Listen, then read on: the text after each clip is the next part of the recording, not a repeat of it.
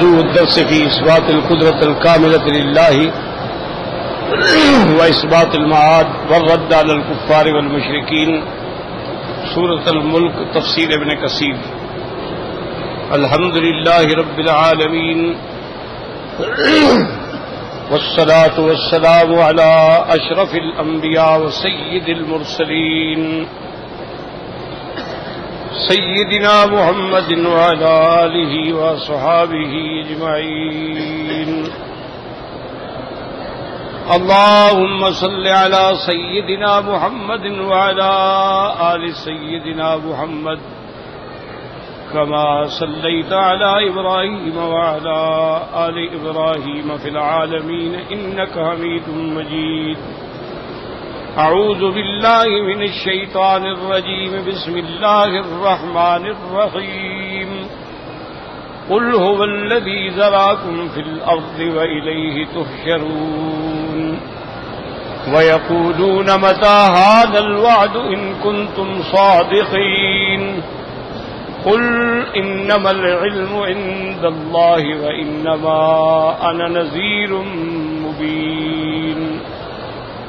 فلما رأوه زلفة سيئت وجوه الذين كفروا وقيل هذا الذي كنتم به تدعون، قل أرأيتم إن أهلكني الله ومن معي أو رحمنا فمن يجير الكافرين من عذاب أليم۔ قل هو الرحمن آمنا به وعليه توكلنا فستعلمون من هو في ضلال مبين۔ قل أرأيتم إن أصبح ماؤكم غورا فمن يأتيكم بماء معين۔ اللہ رب العالمین، اللہ تبارک و تعالی نے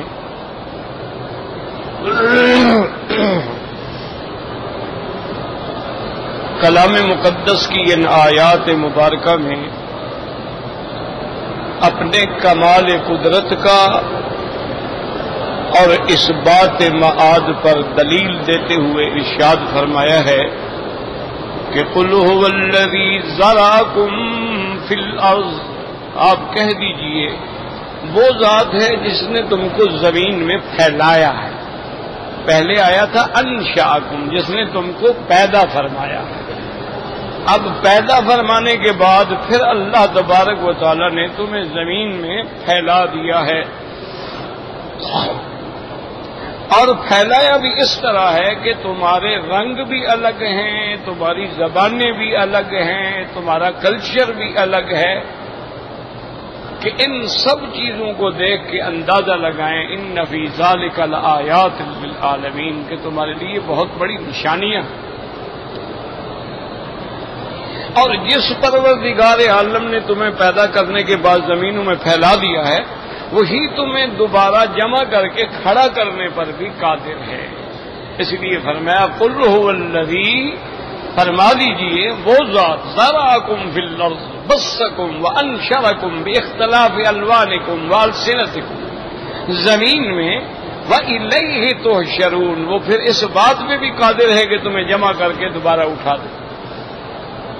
تو جب یہ دلیل آتی ہے تو ہمیشہ یاد رکھیں کہ کفار نے، مشرکین نے، یعنی مختلف لوگ ہیں، مختلف فرقے ہیں، یہودی ہیں، نصارہ ہیں، مجوسی ہیں، ہندو ہیں، بدھ مذہب والے لوگ ہیں، سورج پرست ہیں، آتش پرست ہیں، کچھ لوگ بالکل دہریے ہیں، منکر ہیں، خدا کی ذات کے بھی انکار کرتے ہیں۔ تو ان سب کو قیامت کے بارے میں بے انتہا جو اشکال تھے نا، وہ یہ تھے، ایک تو یہ اشکال تھا ان کا کہ بھئی اگر قیامت حق ہے اور قیامت نے آنا ہے تو اتنی زمانہ گزر گیا ہے، ہمارے باپ دادا پر دادا سب مر گئے، کوئی بھی واپس نہیں آیا۔ ایک تو ان کو یہ اشکال تھا۔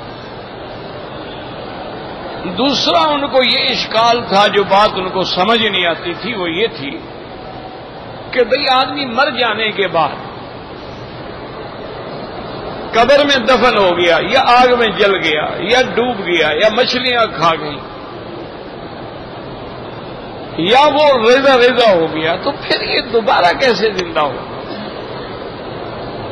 ان کو یہ اشکالات تھے، یہ دماغ میں توہمات تھے، جس سے انکار کر دو، کہتے کوئی قیامت شیامت نہیں ہے، بس یہی دنیا ہے، کھاؤ پیو مر جاؤ بس۔ ان ہی الا حیاتنا الدنیا، بس یہی زندگی ہے، نموت ونحیا، کوئی مرتے ہیں، کوئی پیدا ہوتے ہیں، پھر مر جاتے ہیں، پھر پیدا ہوتے ہیں۔ وما نحن بمبعوثین، ہم دوبارہ نہیں کھڑے۔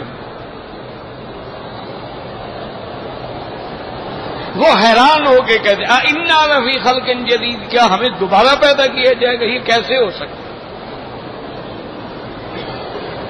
تو یہ ان کے شبہات تھے، توہمات تھے۔ ایک کافر نے، ایک مشرک نے قبرستان میں سے جا کر ایک پرانی ہڈی کوئی قبر کے باہر پڑی تھی، وہ اٹھا کے لے آیا اور حضور صلی اللہ علیہ وسلم کے سامنے آ کے وہ پیش کی کہ یا رسول اللہ صلی اللہ علیہ وسلم، یہ دیکھیں میں قبرستان سے ہڈی لایا ہوں، کسی انسان کی ہے،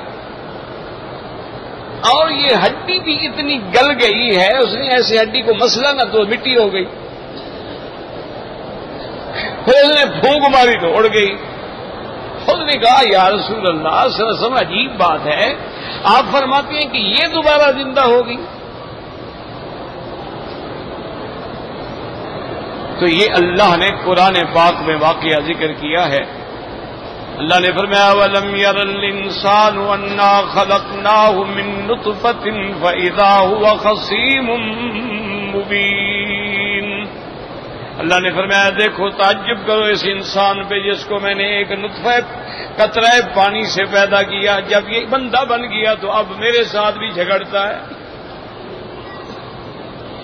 ضرب لنا مثلا، اب مثالیں دیتا ہے کہ یہ ہڈی ہے، ریزہ ریزہ ہو گئی، اڑ گئی۔ ونسی خلقہ، لیکن اپنی پیدائش کو بدبخت بھول گیا ہے۔ اور یہ ہڈی تو ہے، کچھ تو ہے، تم تو کچھ بھی نہیں تھے نا۔ افنسی خلقہ قال من یحیی العظام وہی رمیم، اور کہتا ہے وہ کون ہے جو اس ہڈیوں کو دوبارہ زندہ کرے گا جب یہ ریزہ ریزہ چورا چورا ہو جائیں گی؟ قل یحییھا الذی انشأھا اول مرۃ وہو بکل خلق علیم۔ اللہ نے فرمایا میرا مدنی آپ اس کو کہہ دو، اس کو وہی زندہ کرے گا جس نے تمہیں پہلے پیدا کیا ہے، اور وہ اپنی مخلوق کے ہر ذرے سے بھی واقف ہے، علم رکھنے والا ہے، وہ علیم ہے، وہ علام الغیوب ہے، وہ عالم ما کان و ما یکون ہے، وہ علم محیط کا مالک ہے۔ تو ان کو یہ بھی اشکال تھا۔ اچھا، جو پڑھے لکھے منکر تھے نا، یہ تو جاہل مشرک تھے نا، اور جو فلاسفہ گزرے ہیں یا پڑھے لکھے لوگ جو اسلام سے دور تھے تو کافر تھے، مشرک، لیکن علم تھا ان کو۔ بعض لوگ جو تھے وہ اصحاب النجوم تھے، ستاروں کے علم رکھنے والے، بعض لوگ علم جفر رکھنے والے۔ انہوں نے اس سوال کو علمی سوال اور اشکال بنا کے دنیا کے سامنے پیش کیا۔ انہوں نے کہا کہ جناب یہ ایک قاعدہ ہے کہ جب ایک جز کو کل میں ملا دیا جائے تو پھر وہ جز علیحدہ نہیں ہو سکتی۔ انہوں نے کہا یہ قاعدہ ہے اور یہ واقعہ حقیقت ہے کہ اگر ہم نے جز کو کل میں ملا دیا تو پھر اب اسی جز کو ڈھونڈے تو ہم نہیں ڈھونڈ سکتے۔ اس کی مثال ہے، مثلا اس گلاس میں پانی ہے، اگر اس پانی کو ہم نے کنویں میں ڈال دیا یا اگر اس پانی کو ہم نے دریا میں ڈال دیا، اب ہم کہیں وہ پانی نکالو جو گلاس میں تھا تو وہ نہیں نکل سکتا۔ آپ اور پانی چاہے بھر لیں، لیکن وہ جز تو کل میں مل گئی، اس کو کیسے علیحدہ کریں؟ اسی طرح ہم نے آگ کی چنگاری تھی ہمارے پاس، ہم نے اٹھا کے بڑی آگ میں ڈال دی، اب وہ جز جو تھا، وہ تھوڑا جو تھا وہ کل میں مل گیا، اس کو الگ کیسے کریں؟ اسی طرح ہم نے مٹی کو مٹی میں ملا دیا، اب کوئی کہے جی وہ جو مٹی ہم نے ملائی تھی نا اس کو لے آؤ، وہ کیسے علیحدہ کریں؟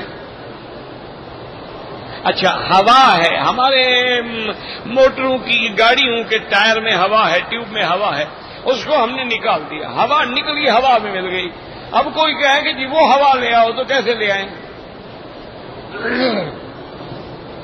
بات سمجھیں، یہ ان کے پڑھے لکھوں کا اشکال تھا۔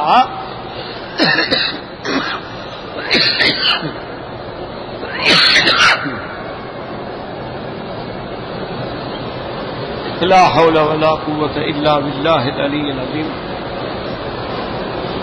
تو وہ یہ کہتے تھے کہ بھائی انسان مرکب ہے اربع عناصر سے، انسان میں ہوا بھی ہے، مٹی بھی ہے، آگ بھی ہے، پانی بھی ہے، یہ مر گیا، گل گیا،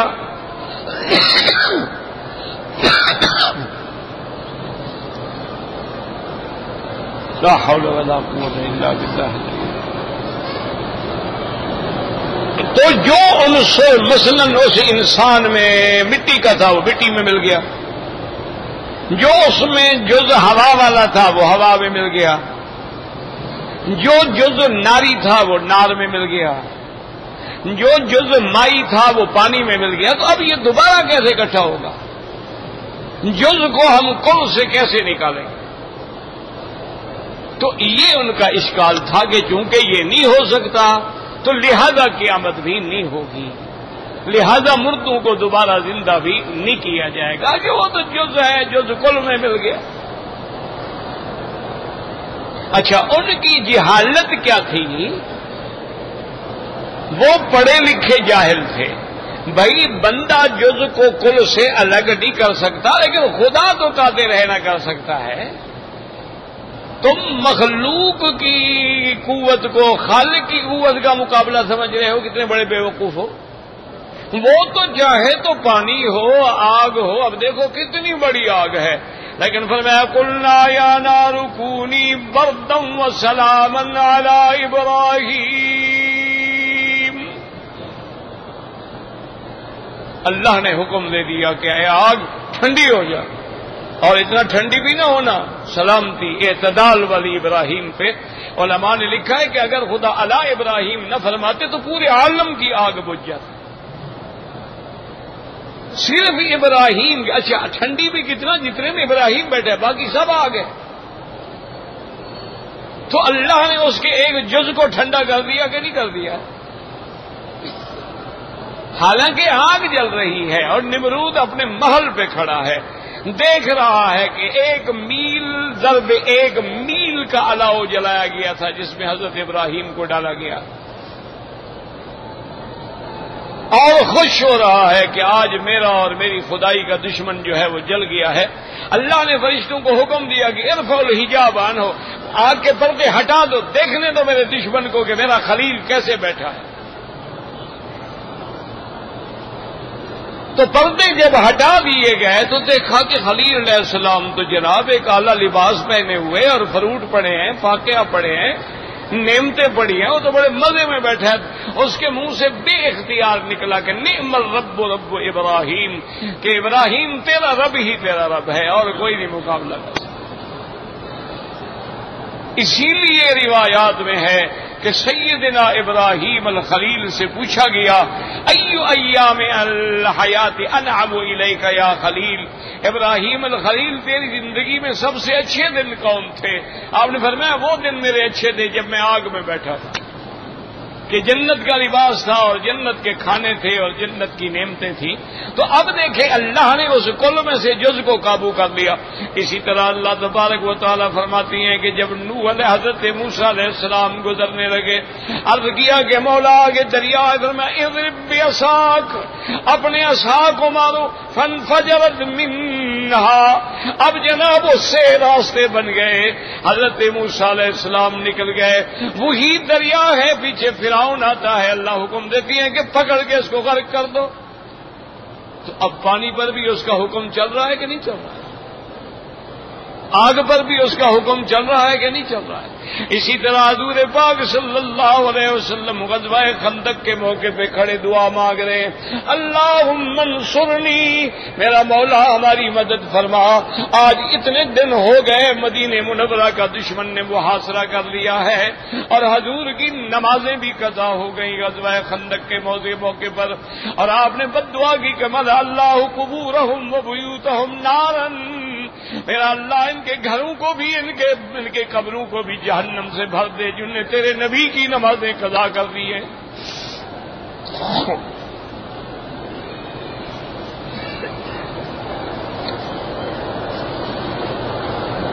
دعا کی جب حضور صلی اللہ علیہ وسلم نے تو اللہ نے ہوا بھیجی، اس لیے حضور فرماتے ہیں نصرت بالصبا واہلک عاد بالدبور، اللہ نے میری مدد کی بعد صبا بھیج کر، وہ ہوا ایسے تیز ہوا چلی کہ کافروں کے کیمپ اڑا دیے، جانور اڑا دیے، ہر چیز اڑا دی۔ صبح کی نماز کے بعد جب روشنی ہوئی صحابہ نے کہا یا رسول اللہ میدان میں تو کوئی دشمن بھی باقی نہیں، سب بھاگ گئے۔ اب دیکھیں کہ ہوا ہے اور حضور کے ساتھ جو بیٹھے ان کو ہوا کچھ نہیں کہتے، دشمن کو اڑا دیا، اس کے خیمے اڑ گئے، جانور اڑ گئے، اونٹ اڑ گئے، لیکن حضور صلی اللہ علیہ وسلم کو ہوا کچھ نہیں کہہ رہی، تو ہوائیں اس کے کنٹرول میں ہیں کہ نہیں ہے؟ اسی طریقے سے آپ اللہ تبارک و تعالیٰ فرماتے ہیں اما عاد فارسلوا فاهلكوا بريح صرصر آتية سخرها عليهم سبعة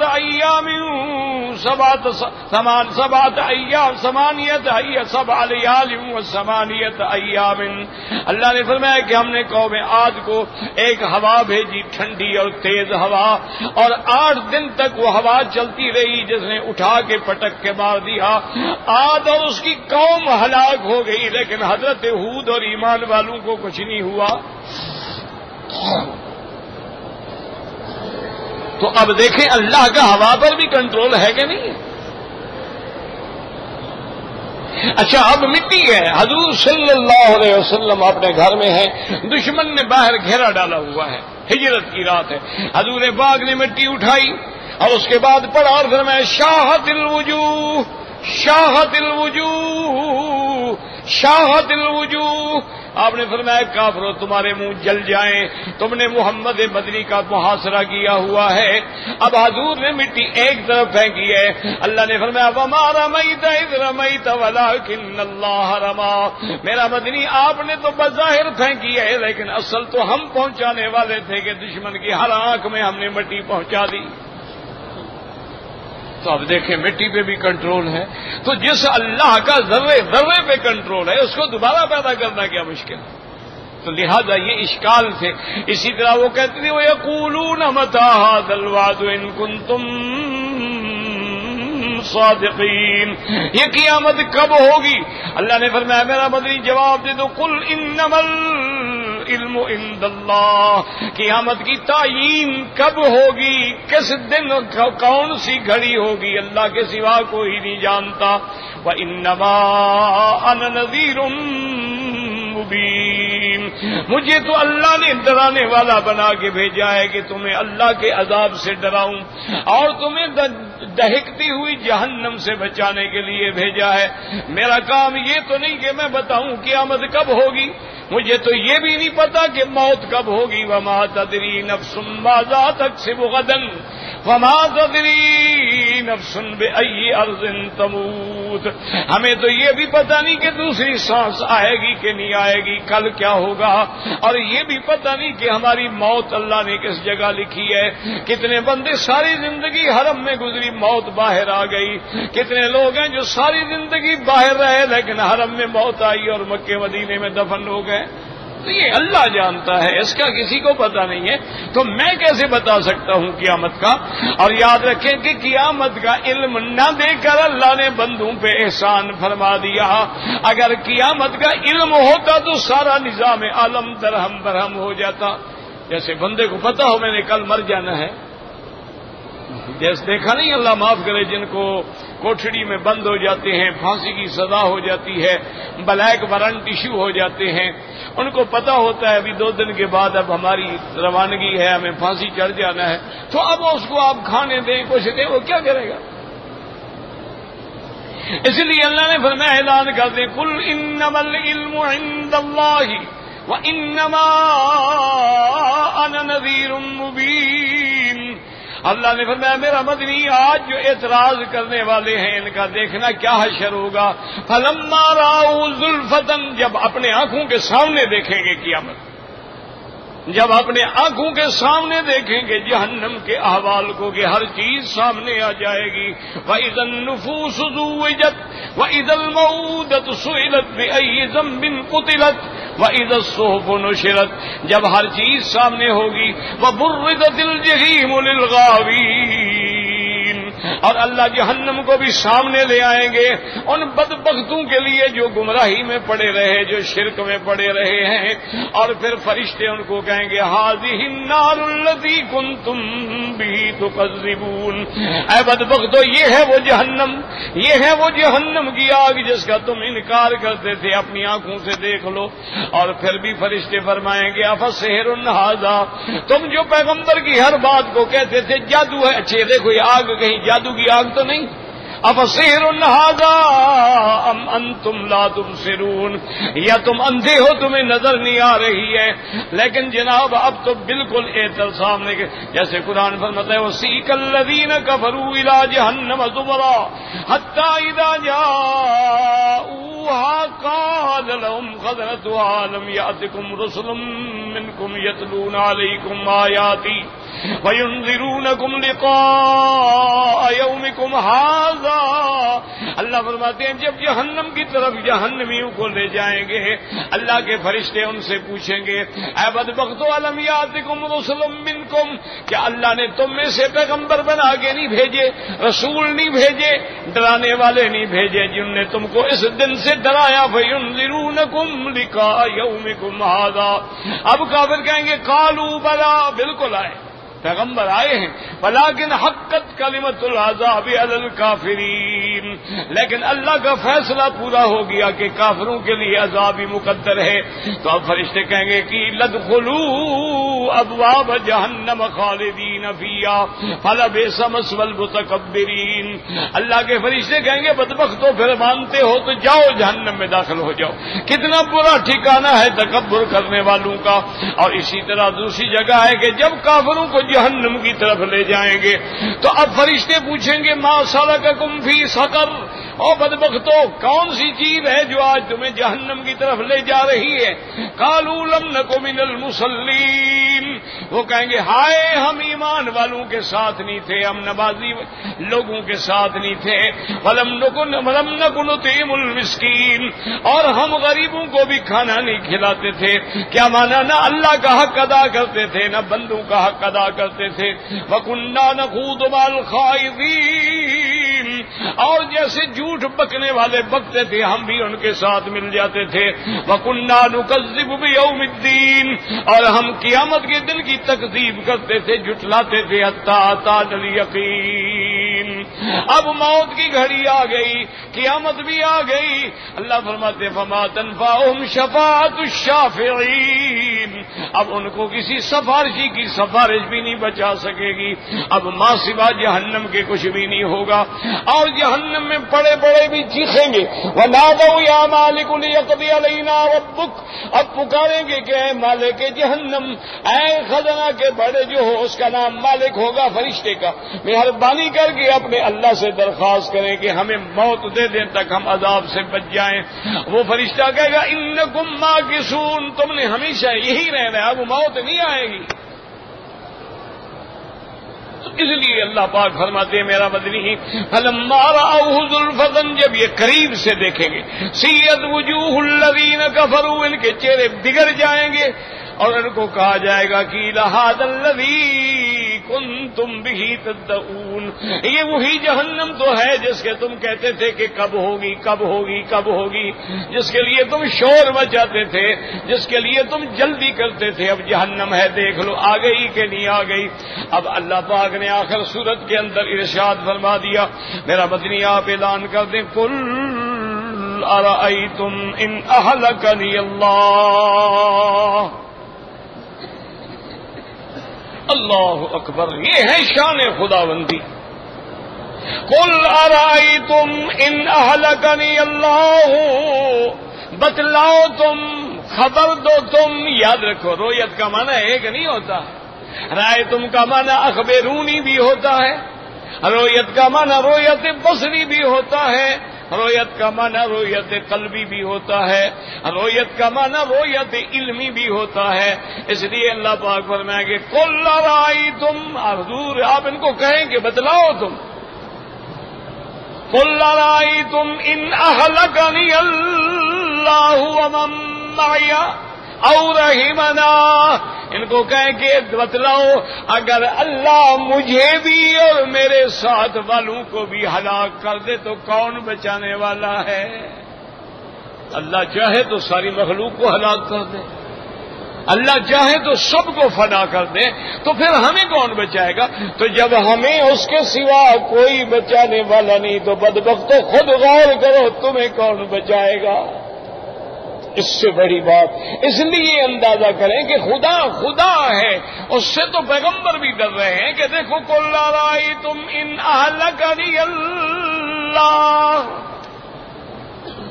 ان اہلکنی اللہ ومن معی او رحمنا، یا رحم فرما دے، فمن یجیر الکافرین من عذاب علیم، پھر کون ہے جو کافروں کو عذاب دردناک سے پناہ دے سکتا ہے؟ اللہ نے فرمایا میرا مدنی آپ ان کو بتلائیں، قل هو الرحمن آمنا به وعلیہ توکلنا، کہہ دو اسی رحمان پہ ہمارا ایمان ہے اور اسی پہ ہمارا بھروسہ ہے اور اسی پہ ہمارا آسرا ہے، فَسَتَعْلَمُونَ مَنْ هُوَ فِي ضَلَالٍ مُبِينٍ، آنے دو قیامت جان لوگے کہ کون گمراہی میں پڑا ہے، کون ہے جو بھٹکا ہوا ہے اور کون ہے جو ہدایت پہ ہے۔ ہمارا تو اللہ پہ بھروسہ ہے، اور یاد رکھو کہ مومن کا بھروسہ ہوتا ہی اللہ تبارک و تعالیٰ پہ ہے۔ میرے مدنی پاک کی رحمت دو جہاں محبوب دو عالم صلی اللہ علیہ وسلم کی ایک حدیث ہے، اچھی طرح یاد کر لو تو انشاءاللہ قیامت تک گمراہی سے بچ جاؤ گے، شرک سے بچ جاؤ گے اور بربادی سے بچ جاؤ گے، جہنم سے بچ جاؤ گے۔ حضور نے فرمایا اپنی امت کو تین چیزیں یاد کر، اذا سألت فاسأل من اللہ، جب مانگنا ہو تو اللہ سے مانگو۔ پہلا سبق یہ ہے جب مانگنا ہو کس سے مانگو؟ یا پیر یا دستگیر یا رسول یا نبی یا علی یا جبرائیل، یہ سب سے بڑا مشرک ہے، ابو جہل سے بھی بڑا مشرک ہے۔ کیوں؟ اللہ کے حکم کا خلاف کر رہا ہے۔ اللہ فرماتے ہیں مجھے پکارو، یہ غیروں کو پکارتا ہے۔ حضور فرماتے ہیں اذا سألت فاسأل من اللہ، جب مانگو تو اللہ سے مانگو۔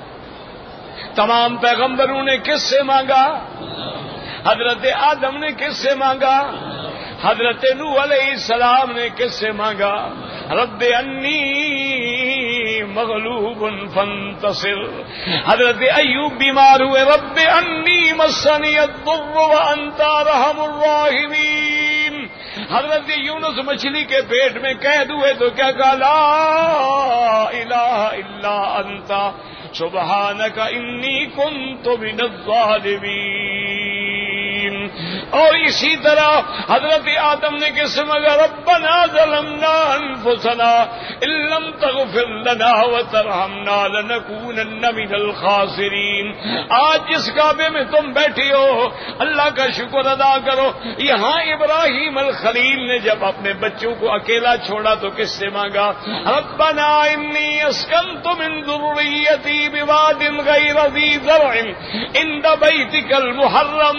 اب کے حضرت زکریا نے بیٹا مانگا تو کس سے مانگا؟ اذ نادى ربه نداء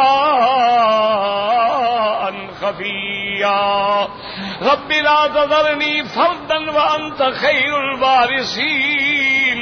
حضرت ابراہیم الخلیل مانگے، ساری کائنات سارے پیغمبر کس سے مانگتے ہیں؟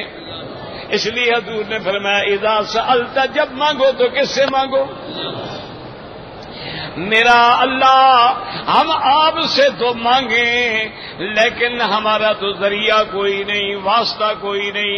اللہ نے فرمایا بدبختو، واسطے تو وہاں ڈھونڈنے پڑتے ہیں جو دور ہو۔ وَنَحْنُ أَقْرَبُ إِلَيْهِ مِنْ حَبْلِ الْوَرِيدِ، میں تو تیری شارک سے بھی زیادہ نیڑے ہوں، پھر میرے لیے سیڑھیاں رکھنے کی کیا ضرورت ہے؟ اذا سالک عبادک، اذا سالک عبادی انی فانی قریب اجیب دعوت الداع اذا دعان۔ کوئی بندہ مجھے جب بھی پکارتا ہے، علماء نے لکھا جب رات کو تیرے چوکیدار بھی سو جاتی ہیں لیکن اللہ سونے سے پاک ہے۔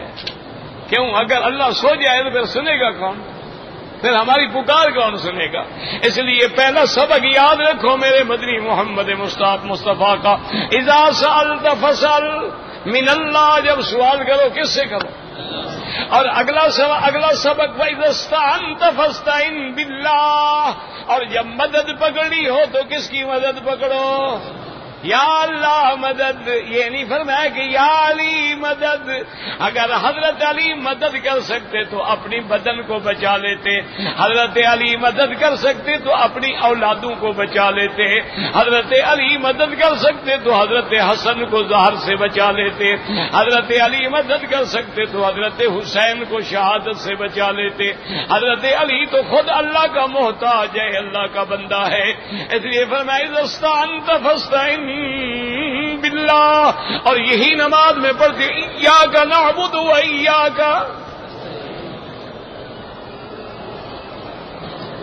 روز نمازیں پڑھتے ہو ماشاءاللہ، کیا پڑھ ایاک، یہ نہیں نعبد و ایاک نا، ایاک کا ظرف مقدم ہے، ایاک نعبد صرف تیری ہی عبادت کرتے ہیں، ایاک نستعین صرف تجھ ہی سے مدد مانگتے ہیں۔ یہ حسر، یہ نہیں کہ تجھ سے بھی مدد مانگتے ہیں، اور کبھی پیروں سے بھی مدد مانگتے ہیں، کبھی شہباز قلندر کو بھی پکارتے ہیں، کبھی داتا سے بھی بچڑے لیتے ہیں، نا ایاک نستعین، یہی تو شرک ہے۔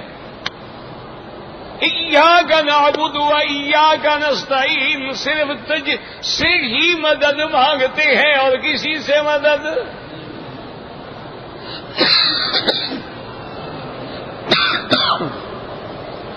تمام انبیاء نے کس سے مانگا؟ اچھا ماشاءاللہ سمجھدار آدمی ہو،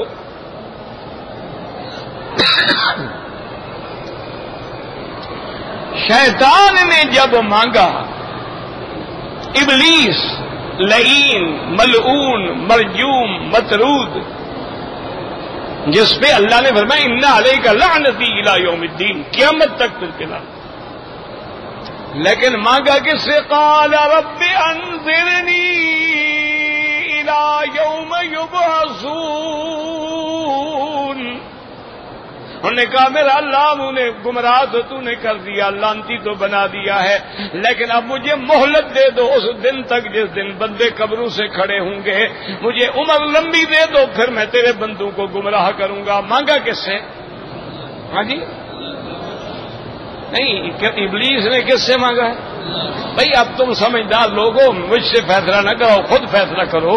آدم بھی اللہ سے مانگے، ابلیس بھی اللہ سے مانگے، یہ جو اللہ کے سوا مانگتے ہیں یہ کس کی پارٹی ہے؟ یہ فیصلہ آپ نے کرنا ہے اللہ کے کعبے میں. سیدھی سیدھی بات کرو، کھری کھری. بھی اگر آپ اولاد آدم ہیں تو آدم نے تو اللہ سے مانگا ہے، اور اگر آپ ابلیس کی پارٹی میں ہیں تو ابلیس نے بھی اللہ سے مانگا ہے. تم تھرڈ پارٹی کہاں سے نکل آئے؟ خود غور کرو، خود سوچو. یعنی ملعون ہے، لعنتی ہے، لیکن وہ بھی جانتا ہے کہ اس کے سوا دینے والا کوئی نہیں. اچھا پھر میرے مولا کا بھی تو کرم دیکھو. تم کہتے ہو نا جی او جی واسطہ نہ ہو تو بندہ وزیر تک نہیں جا سکتا، جناب وکیل نہ ہو تو بندہ جج تک نہیں جا سکتا، اور جناب ذریعہ نہ ہو تو بادشاہ تک کیسے جائے؟ تو اللہ کو ہم بغیر واسطوں کے، بغیر وسیلوں کے کیسے پڑھا لیں گے؟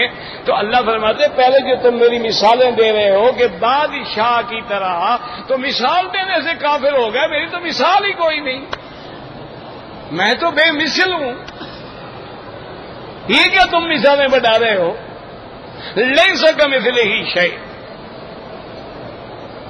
اور دوسرا وہ تو بادشاہ ظالم بھی ہو سکتے ہیں، میں تو ظلم سے بھی پاک ہوں.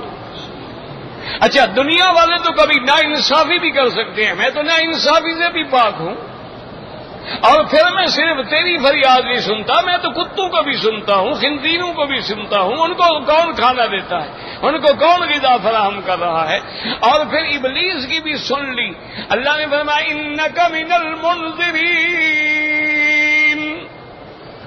جاؤ تمہیں ہم نے مہلت دے دی، لیکن یوم یبعثون تک نہیں. دیکھو شیطان ذہین کتنا تھا بدبخت. مہلت مانگی اس دن تک جب لوگ قبروں سے کھڑیں گے. تو قبروں سے کھڑے ہونے کے بعد تو مریں گے ہی نہیں نا، اس کے بعد تو پھر موت نہیں ہے. اس کا معنی تھا مجھ پہ موت کبھی آئے ہی نا.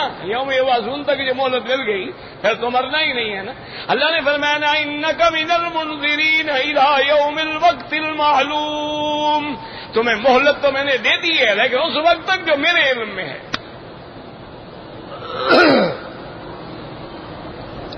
اب جناب اس نے کہا کہ مولا تو آپ نے مہلت دے دی ہے، آپ نے مجھے ٹھکرا دیا ہے، میں بھی اب آپ کی اپوزیشن میں بڑا مضبوط ہو کے کھڑا ہوں گا. فَبِعِزَّتِكَ لَأُغْوِيَنَّهُمْ أَجْمَعِينَ إِلَّا عِبَادَكَ. پھر بھی قسم کھا رہا ہے ابلیس. کس کی قسم کھا رہا ہے؟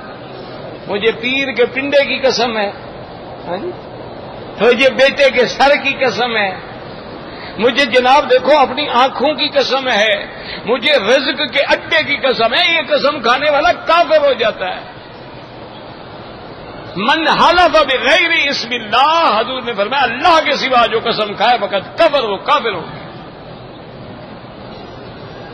ابلیس ہے لیکن قسم کے میں فابی عزت کا، مجھے تیری عزت و جلال کی قسم ہے، میں تیرے سارے بندوں کو گمراہ کر دوں گا، صرف وہ بچیں گے جو تیرے بندے ہیں، جن کو تو نے چن لیا ہے وہ بچ جائیں گے. پتہ ہے پھر میرے اللہ پاک نے کیا ارشاد فرمایا مسلمانوں؟ وہ ارحم الراحمین ہے. اللہ نے فرمایا فبعزتی و جلالی، اللہ نے فرمایا ملعون مجھے بھی اپنی عزت و جلال کی قسم ہے، جب تک بندے میرے آگے روتے رہیں گے میں بھی بخشتا رہوں گا، میں بھی ان کی توبہ منظور کرتا رہوں. جاؤ گمراہ کرو جتنا کر سکتے. ساری زندگی ہم گمراہیوں میں ہوتے ہیں، ایک دفعہ آگے دروازے پہ گر جاتے ہیں، اللہ فرماتا ہے جاؤ میں نے سارے گناہ معاف. اس لیے پہلا سبق کیا تھا؟ اذا سألت فاسأل من اللہ، جب مانگو تو کس سے مانگو؟ اور دوسرا سبق کیا تھا؟ وَإِذَا اسْتَعَنْتَ فَاسْتَعِنْ بِاللَّهِ، اور جب مدد پکڑو تو کس سے مدد پکڑو؟ اور آگے فرمایا فَإِذَا تَوَكَّلْتَ فَلْيَتَوَكَّلْ عَلَى اللَّهِ، اور جب کسی پہ آسرا بھروسہ توکل کرنا ہو تو کس پہ کرو؟ اگر پیر پہ کرو گے وہ خود مر گیا تو تیرا توکل بھی تو مر گیا.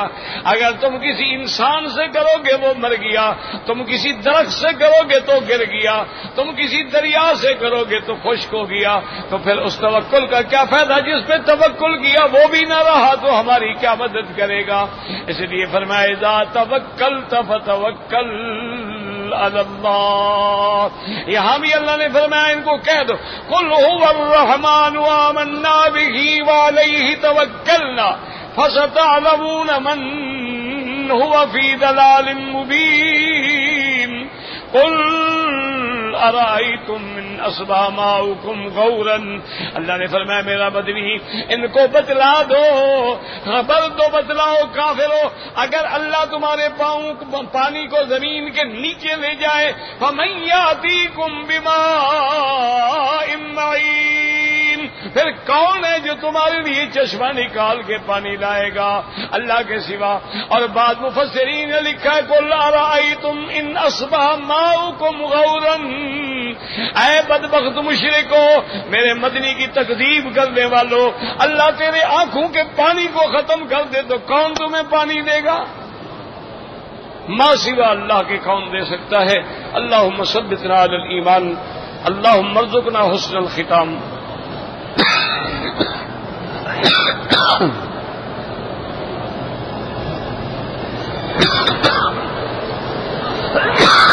لا حول ولا قوة.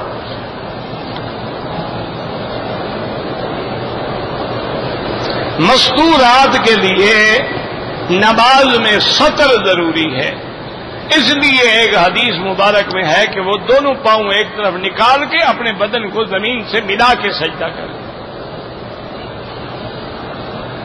بیٹا اپنے باپ کا حج کر سکتا ہے، بالکل کر سکتا ہے، لیکن افضل یہ ہے کہ پہلے اپنا کرے.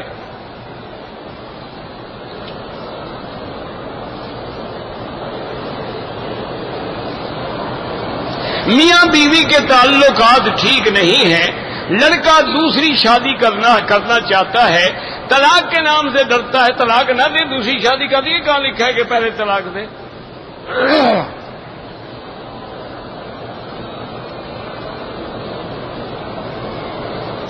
اگر ایک آدمی نے حالت احرام میں اس کے کپڑے کو نجاست لگ گئی، اس کو پتہ نہیں لگا، اس نے اسی حالت میں طواف کیا تو اب پاک کر کے طواف دوبارہ دوہرا دے، پھر دم نہیں پڑے گی.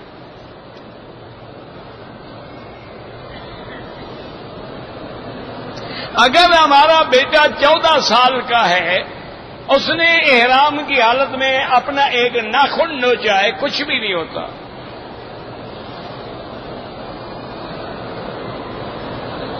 حرم شریف میں جو خادم ہیں ان کی اکثر داڑھی نہیں ہوتی ہے، تو جو عمرے پہ آ رہے ہیں ان میں سے کتنے کی ہے؟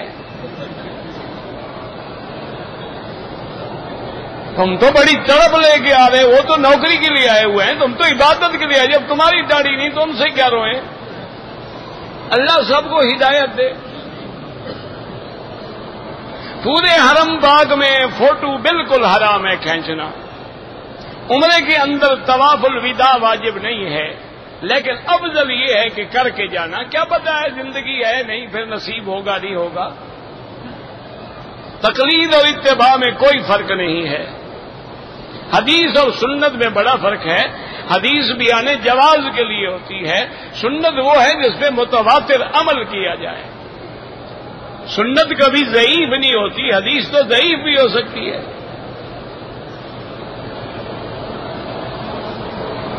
اگر کسی نے حالت احرام میں 4-5 بال بھولے سے کھینچ لیے 2-4 ریال صدقہ کر دے.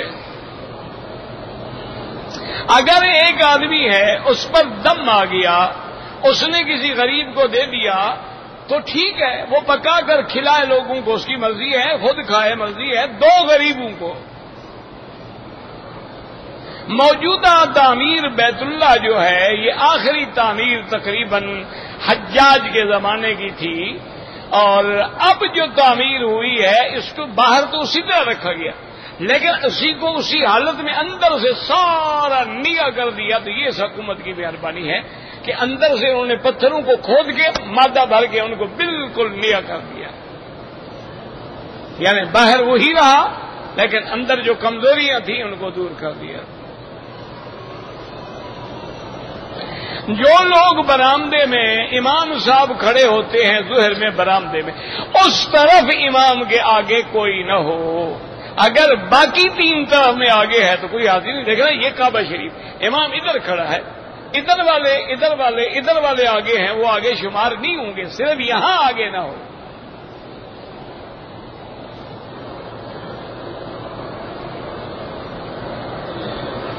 میرا بھائی ہمیں ریاض سے چھوڑنے کے لیے آیا تھا، اس نے اگر عمرہ نہیں کیا اس پہ دم نہیں پڑے گا. وہ اپنی آپ کی پہنچانے کے لیے عمرہ تو اس کی نیت ہی نہیں نا. لیکن امام ابو حنیفہ رحمۃ اللہ علیہ تو اس مسئلے میں بھی بڑے سخت ہیں. وہ کہتے ہیں نہیں، کوئی حال ہے میقات سے بغیر احرام کے نہ آئے.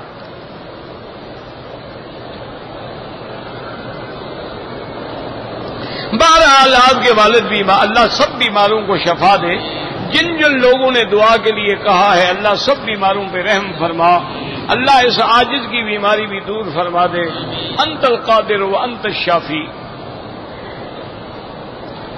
اگر طواف کے کرنے کے بعد مکروہ وقت نہیں ہے تو 2 رکعت پڑھ لیں. اگر 7 چکر سے زیادہ لگا بیٹھا، اللہ معاف کرے، 7 تو ہو گئے. اگر صفا مروہ ختم کرنے کے بعد اپنے بال خود کاٹ لیے، بالکل جائز ہے، کوئی منع نہیں. اپنے عمرہ کرنے کے بعد اپنے کسی رشتہ دار کے لیے عمرہ کر سکتے ہیں، بالکل نفلی عبادت ہے، جس کے لیے چاہو کرو. اسلام کا معنی ہے استسلام، اپنے آپ کو سونپ دینا.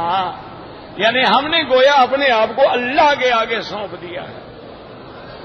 اسلام عربی کا لفظ ہے اور کون سی زبان ہے؟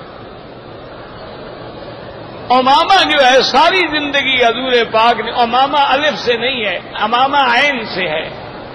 تو ساری زندگی حضور پاک نے پگڑی مبارک باندھی ہے، اور دونوں جو آپ کے وہ سے تھے نا، دونوں کندھوں کے درمیان میں ڈالتے تھے. حضور نے ہمیشہ سفید پگڑی باندھی ہے، صرف فتح مکہ کے موقع پہ کالی پگڑی باندھی ہے. آواز میں کی نہیں آتی، دعا کریں. طواف کے وقت اگر اذان ہو جائے، آپ طواف کرتے رہیں جب تکبیر کو شروع ہوتے ہیں، بعد میں مل جائے.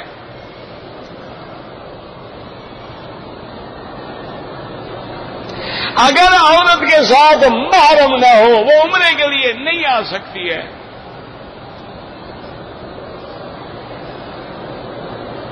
اگر ہم لوگ بائی روڈ آتے ہیں، سفر بڑا لمبا ہوتا ہے، تو 2 نمازیں جو ہیں تو یاد رکھیں کہ امام احمد ابن حنبل رحمت اللہ علیہ اور امام شافعی رحمت اللہ علیہ کے نزدیک سفر میں 2 نمازیں جمع کرنا جائز ہے. یعنی ظہر پڑھ کے عصر پڑھ لو، مغرب پڑھ کے شام.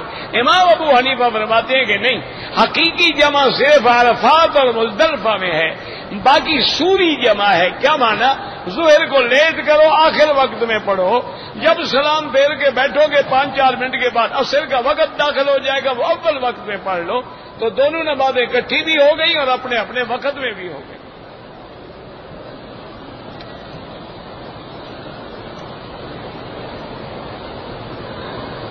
حالت احرام میں عورت کا چہرہ کھلا ہو، لیکن اگر مرد ہے تو آگے کپڑا ڈال دے. یہی حدیث ہے.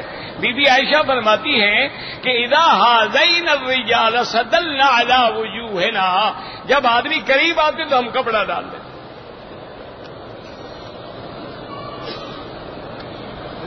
کہتے جی کہ حرم شریف میں جو لوگ ہیں کیمرے والوں پہ سختی کریں، پھر بھی تو تم کہو گے وہابی ہیں، ڈنڈے مارتے ہیں. یعنی تم حیا نہ کرو، لوگ سختی کریں. جب بندے کو خدا کے گھر کا حیا نہیں ہے تو سختی کیا کرے گی؟ حدیث میں منع ہے. آپ نے فرمایا لعن اللہ المصور والمصور لہ، تصویر کھینچنے والا اور کھنچوانے والا دونوں پہ اللہ کی لعنت ہے. تصویر بغیر مجبوری کے بالکل حرام ہے.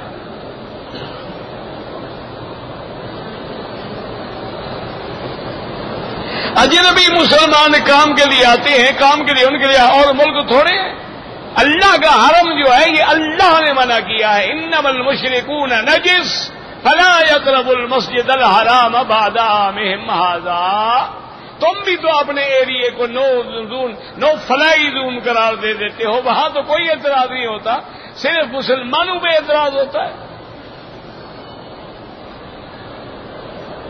کھجور کھائیں 3 دانے 5 دانے 7 دانے، عطر لگائیں بدن کو سارے کو، سب یہی مصنون طریقہ ہے۔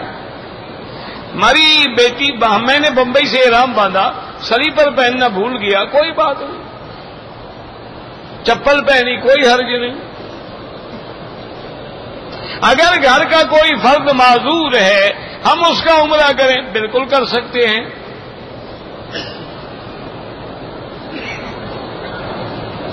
میں نے اپنی بچی کا زبردستی طلاق دلایا، نعوذ باللہ، توبہ کرو، استغفار کرو اور کوشش کرو ان کی صلح ہو جائے، خامند کو واپس کرو۔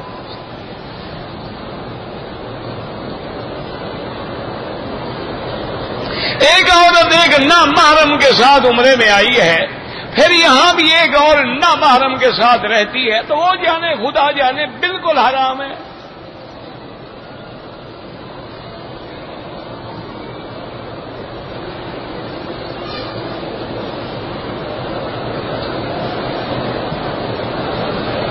اگر کسی نے ایک عورت سے زنا کیا لیکن بعد میں ان کا نکاح ہو گیا، ٹھیک ہے، کوئی بات نہیں، وہ پہلی غلطی کا توبہ کریں، استغفار کریں۔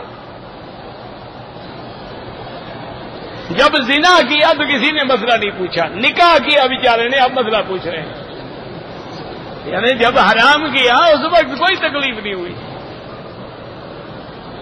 طواف کے نماز عصر کے بجائے مغرب کے بعد پڑھے۔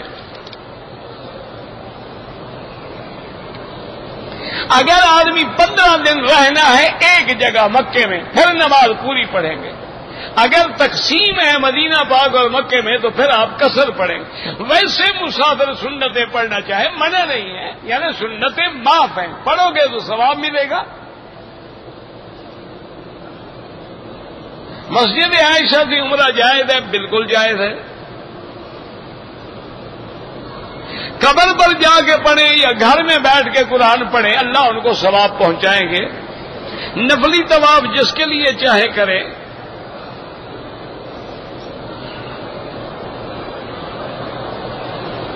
اگر مدینے سے عورت آئے اور حیض ہو پھر بھی نیت کر لے، نماز نہ پڑھے، لبیک اللہم لبیک پڑھ کے آ جائے، اپنے گھر میں رہے، جب پاک ہو عمرہ کر لے۔ اگر مدینہ سے واپسی پر مغرب کی نماز کے لیے گاڑی ڈرائیور نے نہیں روکی تو اللہ اس کو ہدایت دے، تم لیٹ کر کے پھر مغرب اور عشاء کٹھی پڑھ لو۔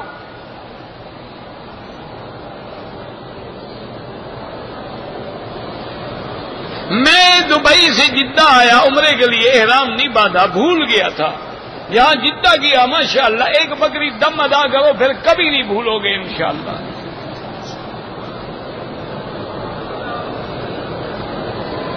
ہم مدینے سے آئے، عمرہ کیا، طواف کیا، صفا کیا، سر منڈانا بھول گیا، ماشاءاللہ سر بھی منڈاؤ، ایک بکری دم بھی دو تاکہ آئندہ تمہیں مسئلہ نہ بھولے۔ ربنا تقبل منا انك انت السميع العليم وتب علينا انك انت التواب الرحيم اللهم فرج هم المهمومين، نفس كرب المكروبين، واقض الدين عن المدينين، واشفنا واشف مرضانا ومرضى المسلمين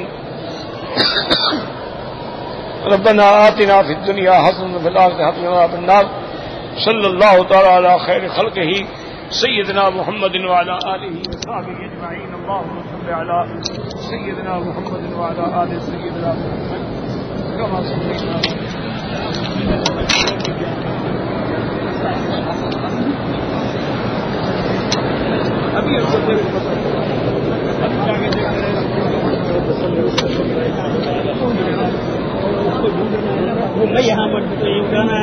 یہ مسئلہ آیا تھا مسجد عائشہ جانے والا، تو دھیان رہا آپ کو؟ مسجد عائشہ کا مسئلہ آپ کے سامنے نہیں آیا؟ آپ کو دھیان ہے کیا مسئلہ ہے؟ مسجد عائشہ کل جائیں گے، عمرہ کرنا چاہتے ہو وہاں سے احرام مان سکتے ہو؟ سوال میں کروں گا بھائی، آپ کا ایڈریس تو کیسے لینی ہے آپ سے؟